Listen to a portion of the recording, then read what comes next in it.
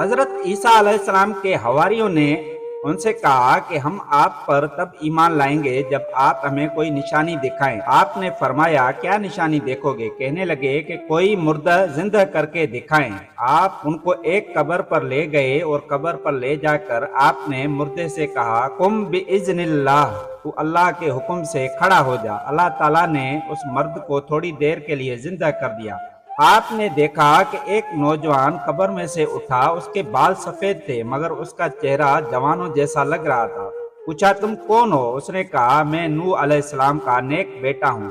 ایک بیٹے کا تو کفر کے ساتھ حشر ہوا اور وہ ڈوب گیا تھا۔ آپ نے فرمایا اچھا تجھے مرے ہوئے کتنا وقت گزر چکا ہے؟ اس نے کہا 4000 سال ہو گئے ہیں۔ پھر پوچھا بتاؤ تمہارے ساتھ قبر میں کیا معاملہ ہوا؟ کہنے لگا میں قبر میں تھا تو سخت سزا تھی، لیکن جب مجھے قم بِإِذْنِ اللہ